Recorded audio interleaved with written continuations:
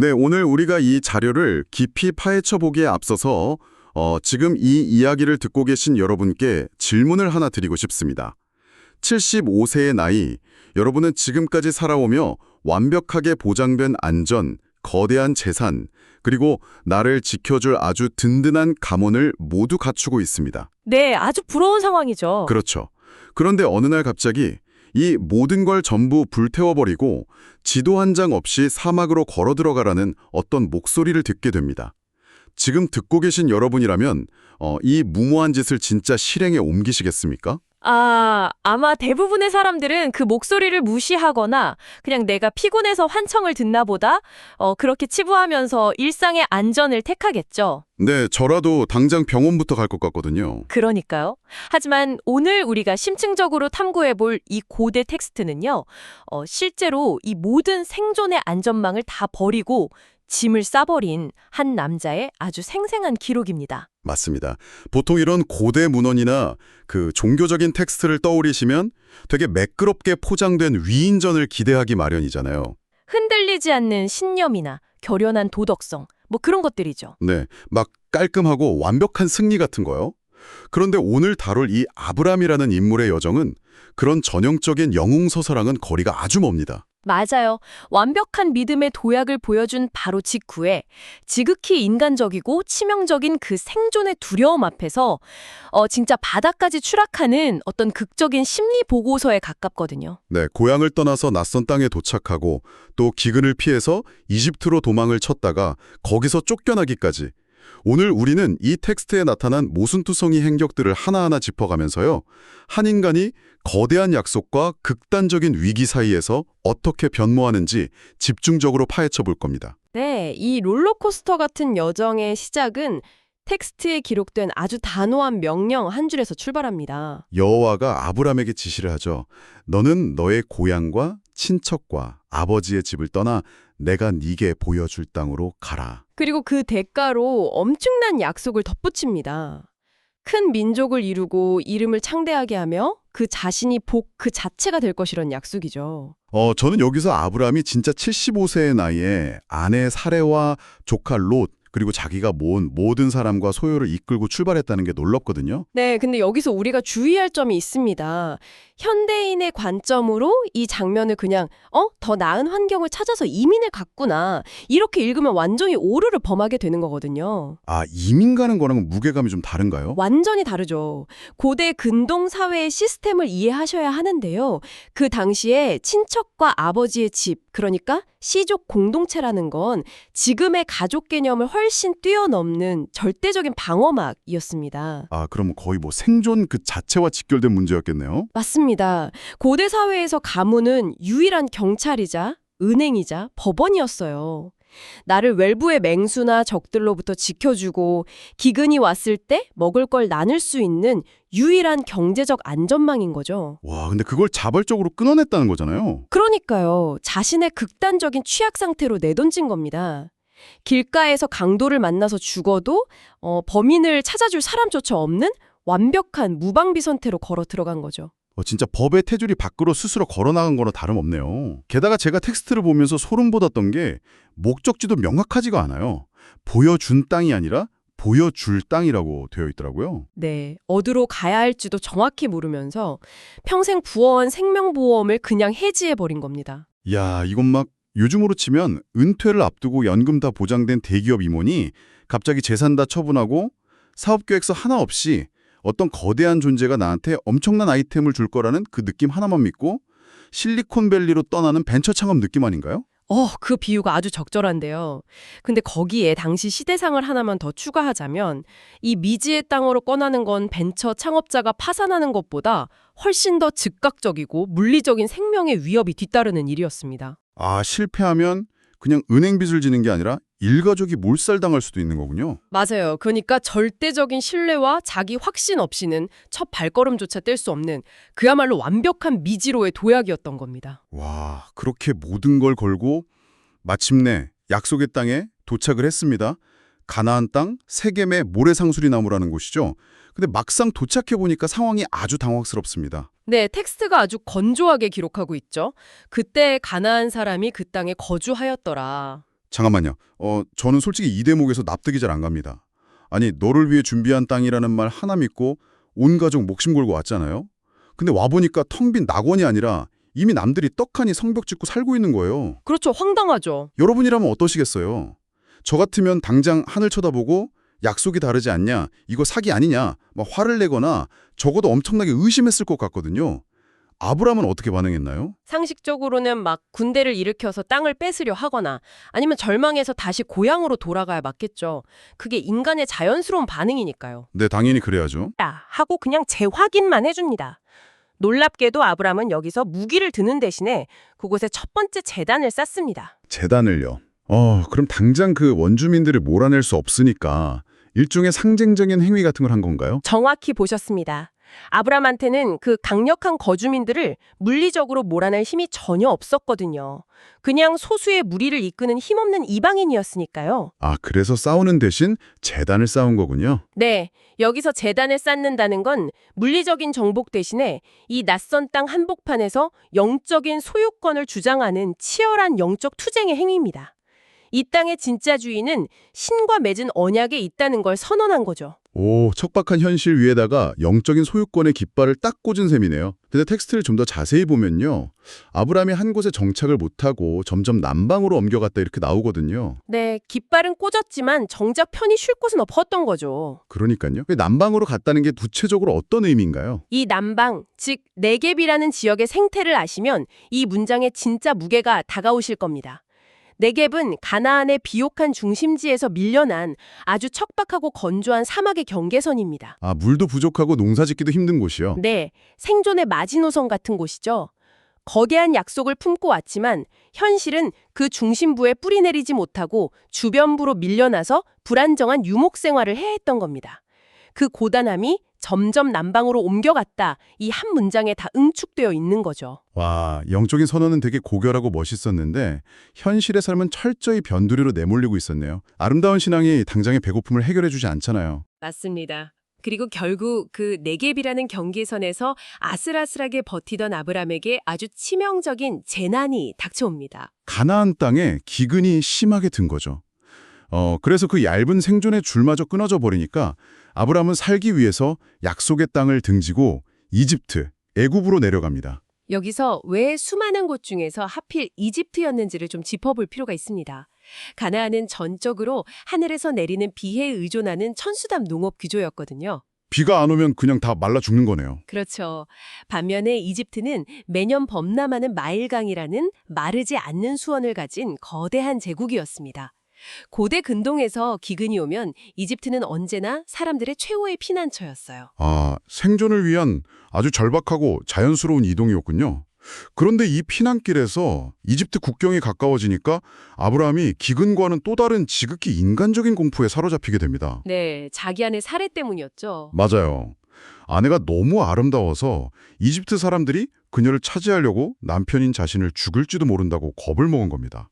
그래서 아내한테 정말 충격적인 요구를 하잖아요. 그대는 나의 누이라 하라.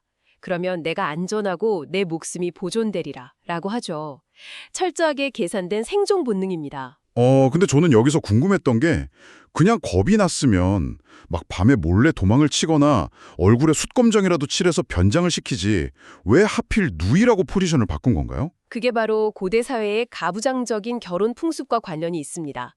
만약 사례가 아내로 알려지면 다른 남자가 그녀를 합법적으로 차지할 수 있는 유일한 방법은 남편을 죽이는 것뿐이거든요. 아, 살인을 해야만 여자를 데려갈 수 있군요. 네, 근데 누이로 알려지면 이야기가 완전히 달라집니다. 당시에는 오빠가 누이의 결혼을 결정할 법적 권한을 가지고 있었어요. 그러니까 이집트 권력자가 살해를 원하면 오빠인 아브라함을 죽이는 게 아니라 그에게 값비싼 지참금을 주고 정식 협상을 벌여야 하는 거죠. 와, 잠깐만요. 그러니까 자기를 죽음의 표적에서 지참금 협상의 당사자로 위치를 싹 바꾼 거네요? 정확합니다. 생존을 도모하면서 도망칠 시간을 벌려고 아주 치밀하고 냉혹한 법적 오회로를 설계한 거죠. 진짜 단순한 거짓말이 아니었네요. 법적인 계산이 다 깔려 있었어요. 근데 그걸 감안하더라도 솔직히 이 대목은 너무 충격적입니다. 어떤 면에서요? 아니, 불과 얼마 전까지만 해도 거대한 약속 하나 믿고 자기 가문의 보호망을 다 버렸던 위대한 인물 아닙니까? 가나안 원주민들 앞에서도 기죽지 않고 제단을 쌓았던 사람이 이집트 국경 앞에서는 자기 살겠다고 아내를 협상 테이블에 미끼로 던져버린 거잖아요. 네, 참 씁쓸한 장면이죠. 이거 약간 이런 상황 같아요. 거대한 비전을 품고 같이 회사를 키워온 공동 창업자가 있는데 회사에 소송이 걸리니까 CEO가 자기 감옥 가기 싫어서 평생 함께한 동업자한테 죄를 다 뒤집어 씌우고 자기 지분만 빼돌린 거 아닙니까? 위대한 조상의 어떤 도덕적인 포장지가 다 찢어지고 내 목숨 하나 건지겠다는 밑바닥이 적나라하게 드러난 거죠. 맞아요. 근데 이 텍스트가 위대한 이유가 바로 그 적나라한 낙차를 그대로 보여준다는 데 있습니다. 초반의 절대적인 믿음은 온데간데 없고 치명적인 두려움에 빠진 나약한 인간만 남은 걸 가감없이 묘사하거든요. 게다가 더 기막힌 건 이 비겁한 계획이 현실에서는 기가 막히게 통했다는 거예요. 아브라함 예상대로 이집트 고관들이 사례를 보고 바로의 궁으로 데려가잖아요. 네, 그리고 그 대가로 사례의 오빠로 위장한 아브라함한테 어마어마한 지참금을 주죠. 양, 소, 노비, 나귀, 낙타까지요. 도덕적으로는 아내를 사지로 몬 파렴치한인데 그 선택 덕분에 막대한 부를 거머쥔 거부가겠습니다. 속으로는 내 머리가 진짜 기가 막히게 돌아갔어 하면서 쾌재를 불렀을지도 모르죠. 네, 고대 텍스트는 이런 주인공의 부끄러운 과오를 덮어주지 않을 뿐더러 그 과오 덕분에 세상 기준으로 성공했다는 불편한 현실도 아주 건조하게 들이밉니다. 맞아요. 일단 목숨도 건지고 돈도 벌었으니까요. 하지만 절대 권력자의 궁에 아내를 밀어넣고 얻어낸 이 평화가 오래갈 리가 없죠. 결국 상황은 인간의 통제를 벗어나서 치명적인 재앙으로 치닫습니다. 네, 신이 직접 무대 위로 개입을 하거든요. 여호와가 살해의 일로 이집트 왕 바로와 그 집에 큰 재앙을 내리게 됩니다. 근데 여기서 제가 정말 헷갈렸던 부분이 있어요. 텍스트를 보면 갑자기 재앙이 내렸고 바로가 진실을 알게 돼서 아브라함한테 호통을 치잖아요. 네, 그렇죠. 근데 바로는 대체 자기 집에 내린 전염병 같은 게 하필 수많은 사람 중 이방인 살해 때문이고 그녀가 누이가 아니라 아내라는 걸 어떻게 딱 연결해서 알아낸 걸까요? 막 점성술사라도 동원한 건가요? 아주 예리한 질문입니다. 사실 고대 문헌은 우리가 기대하는 것처럼 무슨 명탐정 추리물처럼 수사 과정을 친절하게 묘사해 주지는 않아요. 중간 과정이 생략된 거군요. 네, 하지만 고대 근동인들의 세계관을 빌려보면 충분히 유추가 가능합니다. 그 시대 사람들은 왕실에 갑자기 불치병이나 재앙이 내리면 이건 단순한 자연현상이 아니라 100% 신의 분노나 왕실 내부에 숨겨진 도덕적 범죄 때문이라고 믿었거든요. 일종의 영적인 경고장으로 받아들였겠네요. 맞습니다. 그래서 재앙이 터지면 점을 치거나 최근에 궁에서 일어난 특이한 사건들을 샅샅이 뒤졌을 겁니다. 그 과정에서 가장 이질적인 사건, 즉 이방인 살해를 궁에 들인 일이 드러났을 거고 추궁 끝에 남편이 있다는 사실이 폭로됐겠죠. 그렇게 연결이 되는 거군요. 네. 하지만 어떻게 들켰느냐보다 훨씬 더 중요한 게 있습니다. 바로 그러니까 여호와가 개입한 진짜 이유죠. 아브라함이 막 아내를 구해달라고 눈물로 기도해서 도와준 게 아니라는 건가요? 전혀 아닙니다. 이걸 이해하시려면 당시 국가들 사이에 종주권 조약이라는 개념을 아셔야 해요. 강한 왕과 약한 신하가 언약을 맺었는데 신하가 바보 같은 짓을 해서 계약이 파괴될 위기에 처하면 어떻게 될까요? 그럼 강한 왕이 직접 나서서 수습을 하겠네요. 맞습니다. 왕은 신하가 예뻐서가 아니라 자신이 맺은 언약의 권위를 지키려고 개입하는 겁니다. 초반에 신이 아브라함한테 너로 큰 민족을 이루게 하겠다고 약속했잖아요. 네, 엄청난 약속을 했었죠. 근데 아브라함이 자기 목숨 구하겠다고 아내를 이방 왕한테 넘겨버렸으니 그 약속을 이룰 혈통의 씨앗 자체가 오염될 판이 된 겁니다. 와, 그러니까 아브라함이 훌륭해서 도운 게 아니라 아브라함이 망쳐버릴 뻔한 그 거대한 언약의 미래를 신이 강제로 멱살 잡고 궤도 수정을 해놓은 거네요. 정확합니다. 언약의 주체인 신이 자신의 약속을 보호하기 위해 개입한 거죠. 진짜 흥미롭네요. 그리고 이 재앙의 결과로 이어지는 다음 장면이요. 저는 이 이야기 전체를 관통하는 가장 강렬한 역설이라고 봅니다. 진실을 안 바로왕이 아브람을 불러놓고 문자 그대로 호통을 칩니다. 네가 어찌하여 나에게 이렇게 행하였느냐? 왜 누이라고 해서 내가 그를 아내로 삼게 할 뻔했느냐? 하고요. 네, 3번이나 연거푸 질책을 하죠. 여러분 이거 한번 생각해 보세요. 이 기록의 주인공이자 하늘의 약속을 받은 거룩한 인물은 분명 아브람이잖아요. 근데 지금 도덕적인 명분을 내세워서 호통을 추는 쪽은 신의 언약이랑 아무 상관도 없는 이방 제국의 통치자, 바로란 말이죠. 아주 기가 막힌 아이러니죠. 오히려 바로가 타인의 가정을 파탄내지 않으려는 상식적인 사람처럼 보이고 위대한 조상 아브람은 자기 살겠다고 무고한 사람들한테 민폐 끼친 범죄자가 돼버린 거잖아요. 바로 그 지점이 텍스트의 백미입니다. 아브람에게 치밀한 생존 본능이 타인의 질서를 얼마나 무참히 무너뜨릴 뻔했는지를 바로의 입을 빌려서 날카롭게 찌르는 거거든요. 이 문헌이 주인공을 맹목적으로 찬양하는 선전물이 아니라는 가장 확실한 증거죠. 결말도 화려한 승리랑은 거리가 아주 멉니다. 화가 머리끝까지 난 바로가 막 아브람을 감옥에 가두거나 재산을 몰수할 줄 알았는데 되게 뜻밖의 결정을 내더라고요. 네네, 아내가 여기 있으니 데려가라 하면서 사람들이 시켜서 아브람과 아내 그리고 지참금으로 줬던 모든 소유까지 그대로 내쫓아버립니다. 완전한 추방이죠. 아니, 자기가 준 재산을 왜 안 뺏고 그냥 보낸 걸까요? 그건 바로가 관대해서가 아닙니다. 아브람 때문에 자기 궁에 초자연적인 재앙이 들이닥쳤잖아요. 고대인 관점에서는 이게 완전히 저주받은 불길한 사태였던 겁니다. 아, 엮이기 싫었던 거군요. 그렇죠. 단 1초라도 빨리 이 저주받은 이방인 무리와 그 물건들을 자기 제국 국경 밖으로 치워버리고 싶었던 거예요.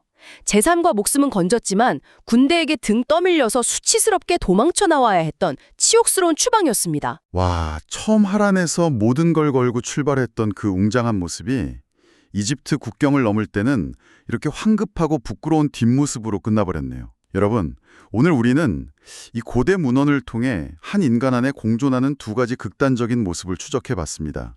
절대적인 안전망을 미련 없이 버리고 사막으로 나선 그 고결한 믿음. 하지만 현실의 위협 앞에서는 기꺼이 아내마저 사지로 몰아넣은 그 치명적인 두려움.